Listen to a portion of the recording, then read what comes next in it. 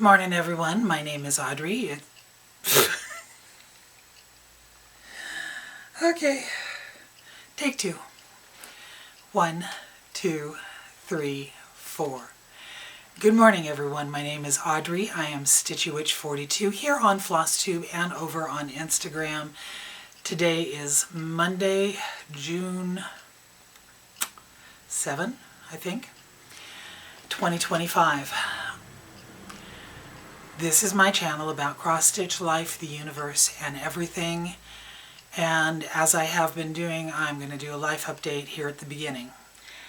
So, I'm at the tail end of chemo treatment number 5. I do chemo every 2 weeks. Tomorrow is session 6. And as I told you on my last video, they reduced one of the chemos. I get 3.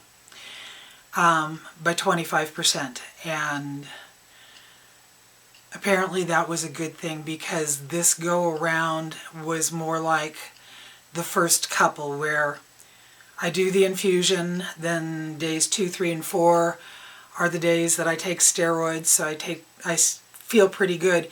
It's days 5, 6, and 7 where it hits, and usually it's just been 3 days except for session 4, which was horrible. This time it lasted about 4 days, and the worst of it was that I was dizzy.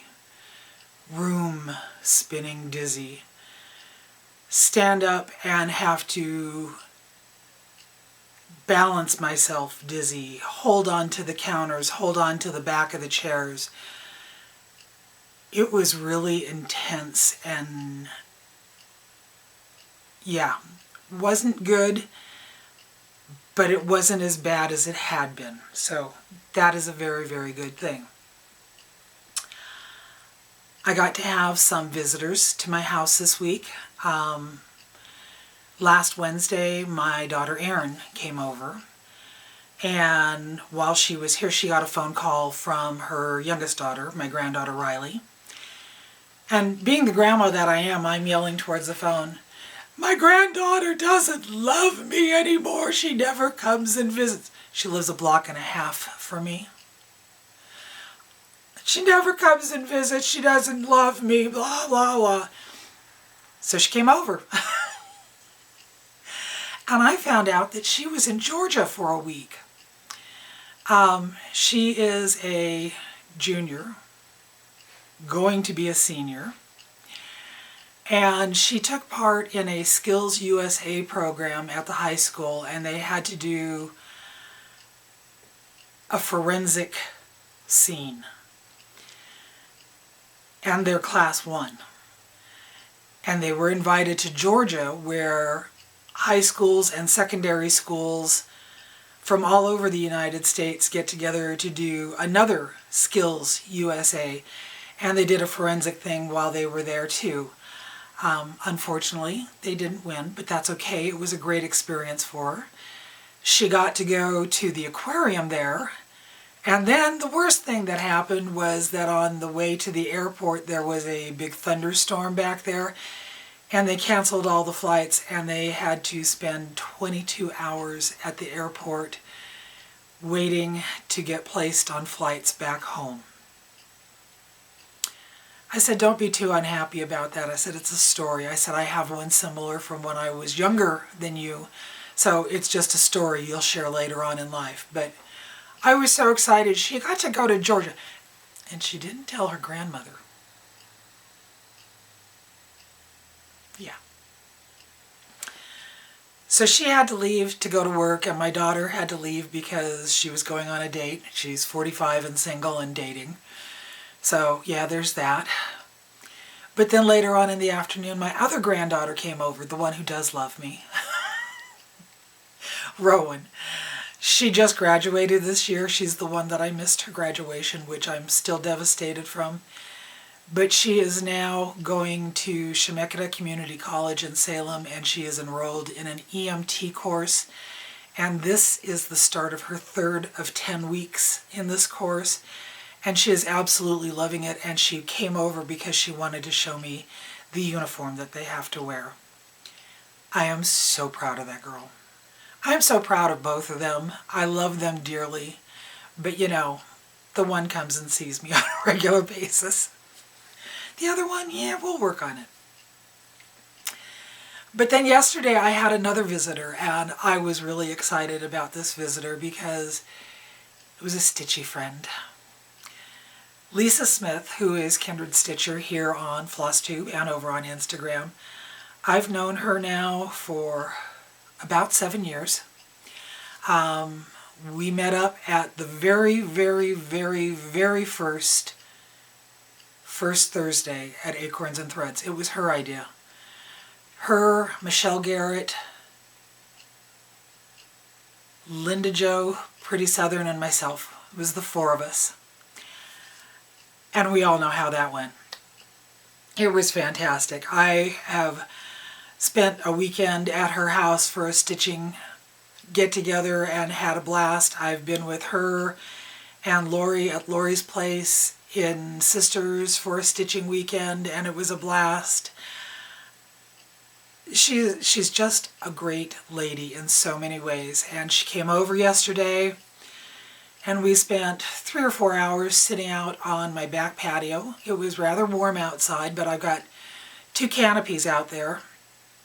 So we had those up, and there was a nice breeze going through, so it was just nice to sit out back and sit and stitch and chat and laugh. It was one of those conversations that flows from one topic to the other and back again and all over the place. And Mark played host. He brought out iced tea for us. He had to take Lisa out and show her the Jeep. Yeah, it was a great day. So thank you very much, Lisa, for coming over to my house and making my day. I did not get to go up to Acorns and Threads last week because I had to go up to OHSU for a drain check for Alien Baby. And I have to keep a log of how much drains, and I drain it twice a day. And it's still draining too much for them to remove it. I want it to go away. So they changed all the tubing and did all that stuff. And remind me, when I'm done with this video, I need to go call and make an appointment to go back in 3 weeks' time. I need you to remind me, because I'll forget. I should make a note, but I won't. Remind me. Make an appointment. But speaking of Alien Baby, I have to show you this piece of happy mail that I got that made me laugh. It brought tears to my eyes, happy tears. Just the best thing. This purple envelope shows up. And inside, there's a card with a lighthouse on it. Just beautiful. And inside it says, "Hi Audrey, I hope this gives you a giggle.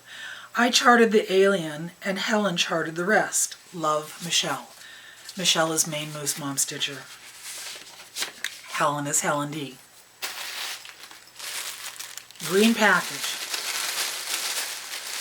And I opened this up and I started laughing because this is fabulous. I've posted it on Instagram, but this is fabulous. Oops. No alien babies! So I took this, and I took the alien baby trap that my friend Candy gave me, and I just attached it from the necklace to the hoop there so that I can have the 2 of them hanging on my wall. This made me so happy.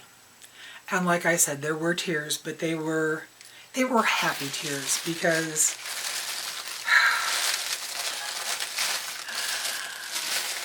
you know, cancer is one thing, Alien Baby is another. Alien Baby is a pain in the butt, and I want Alien Baby gone so bad, but they said that it is reducing in size and it looks like it's healing. And they said that when they did the last CT, they noticed a fistula, which is an opening, going into my stomach because some of the contrast, when they put the contrast in for the CT, they saw a burst of the contrast go through my stomach.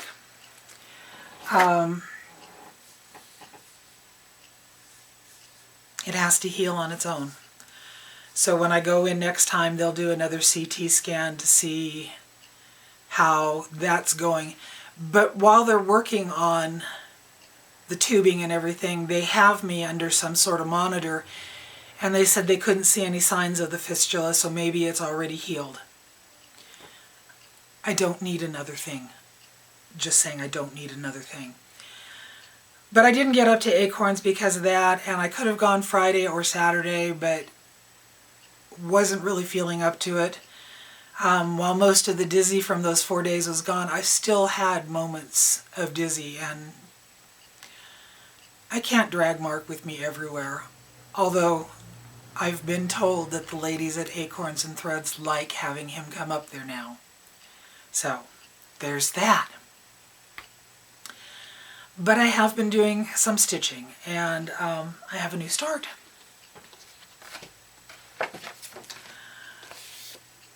I was going through, I have a magazine holder that I have some of my patterns in, and I was looking through it the other day, and I came across this one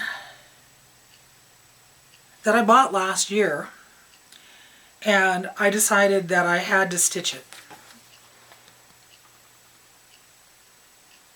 This is Primrose Cottage, Salem Sister Stitchery. I love the colors. I actually went through, it's all charted in fancy flosses, and the only one that I had was onyx.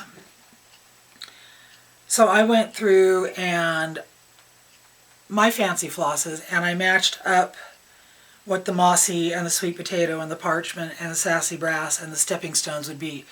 So I've got a Gast and a Weeks Dye Work and a Classic Color Works and 2 DMCs.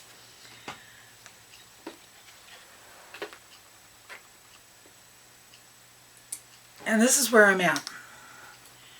When Lisa was here yesterday, I got the TERS stitched and most of this S. And this morning I finished the S and I'm working on the I. But that's where I'm at with that one. I love the color so far. I love the orange. The orange that I used was, it was supposed to be sweet potato, which is a Weeks Dye Work. Instead, I used Weeks Dye Works Clockwork. And the variegation in that is just gorgeous. So, that's what I've been working on this morning. The other piece that I have been working on, of course, is my medicine and poison. The Poison Sal, hashtag Poison Sal. So, I told you there's 4 other ladies that have been stitching this along with me. Michele, Maine Moose Mom Stitcher, she's finished hers. Helen D. Marissa, M. Kissa, and Carolee, who is stitching as elementary. And we're all stitching it on a different background. Both Michele and Helen are stitching on a blue background, and both of the blues are so different, and each of them are just beautiful. Marissa is stitching hers on Artemis, and it's a gorgeous, vivid purple. And then Carolee is stitching hers on a green fabric, and each one of them is just fabulous to look at. And the thing is that we're all stitching with the called for colors, which are all DMCs. They're low numbers. They're 5, 6, 7, 8, 9. There's 310. There's 38, 65, and Ecru. I am so impressed with myself for remembering those. Oh my God. But you look at that on the different backgrounds, and it is just, it's amazing how different they look, but we're all using the same floss. Me, I'm stitching mine on perforated paper. And I cut it down again because I got to the bottom. So this is where I am at on mine. And I think it's just, I think this is one of the coolest things that I have ever stitched. I've stitched on perforated paper before. I've stitched so many little mill hills. I've stitched a couple of the 6x6s. I just think it's an interesting way, a different way to stitch. And Lisa asked me yesterday, she goes, how did you get the idea to stitch on perforated paper? And I told her it was actually Janine at Acorns and Threads that gave me the idea. Because she goes down to the attic every year and helps with the Bristol weekend. And I think it was 2 years ago, she brought back either some samples or some photos of Bristol samplers that were stitched on perforated paper.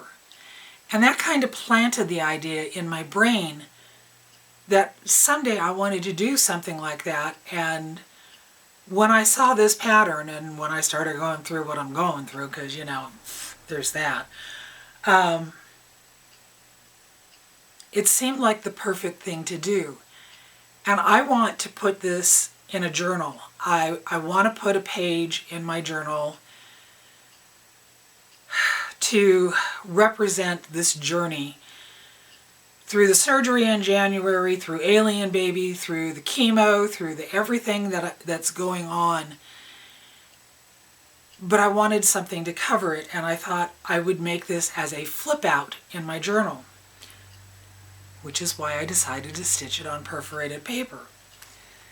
So if you look at this design, I'm not stitching. I've got the skeleton on the one side. There's supposed to be a matching skeleton over here. I didn't want to do that. I have trimmed it to right above the top here. I've trimmed it to just a little bit past where I want it to be on this edge. And I've trimmed it to just under the bottom here. When I get this all stitched, I'm going to treat this like a mill hill. And starting here, I'm going to go all the way around the pattern and cut it out like you would a small mill hill. And then this part here will be the hinge. It'll be bent under to go on the page in my journal. And I am loving how this looks. Some of the colors blend with the perforated paper. I spray dyed it with Tim Holtz Distress Sprays. But that's okay, because when you look at it in person, you see them more. And if you tilt it to the side and you see it with the shadows from the stitch over the paper, this is beautiful. And I am enjoying this so much.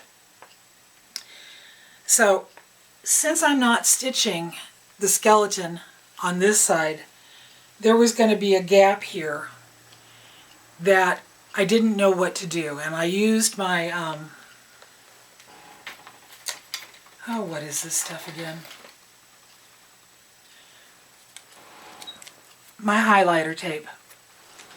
And I put it on the pattern all the way down the side so I knew what part I didn't want to stitch. And I was playing around with it, and I decided that I needed to put the year in there. So I charted out 2025, and I think I have this skull lined up where it's supposed to be. But I'm going to come in and I'm going to work from the bottom over and come up to make sure that I've got it in the right spot. This here, that's the top of Poison. And I want to tell you, when I got that in and I went in and I put in this center bit right here, I was so happy that things were lining up with the medicine. I know that there's issues up here with the E and the D. It doesn't matter. I mean, you can't tell, and it doesn't matter. But I was just really happy that at least everything on the bottom was lining up so that I can go down. But yes, I have Poison here and then the rest to do. And I am just so tickled with how that is turning out. And that is what it's supposed to look like. minus the skeleton on the one side. So, there hasn't been a lot that's happened. I did get to have visitors, which I enjoyed immensely. I do go in for chemo tomorrow, and I know when I go in and talk to the provider, I'm going to tell them about feeling better than I did after the 4th session, but feeling extremely dizzy. I remember my oncologist made the comment that I only have to do the oxaliplatin, which is the one that they reduced. He said if we could make it through 8 sessions with that, he would be happy. I've done 5. Because I missed that one, I have to add a session on at the end of it. So instead of chemo being over the middle of September, it'll be over the end of September. I keep telling myself October, October, October, October, this will be done. And I can decorate for Halloween. So, that's it. That's what I've been doing for the last couple of weeks. I go in tomorrow and we'll see how this next session goes. And then I'll do the one after that, and the one after that, and the one after that, because I will get through this. I want to take a moment to thank people for comments that they have been making, either on my videos itself or messaging me through Instagram. But people have been telling me that they appreciate me sharing this journey with them because they've gone through it. A loved one of theirs has gone through it.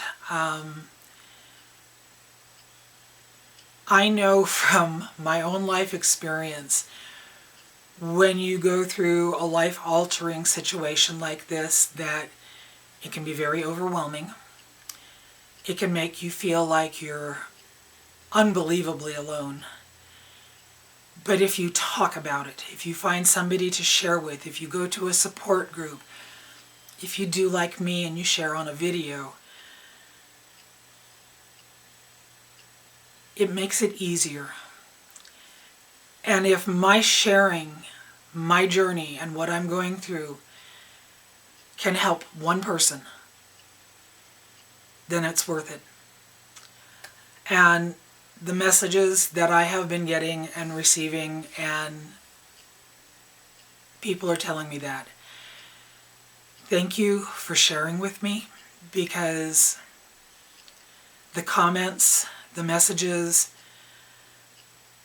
that's what makes my day. That's what makes me feel like I'm not doing this alone. So, thank you for staying and listening to my story again. Thank you for liking and subscribing to my channel. Thank you for comments, for messages, for happy mail. I love you all. Live long and stitch on, my friends. Bye-bye.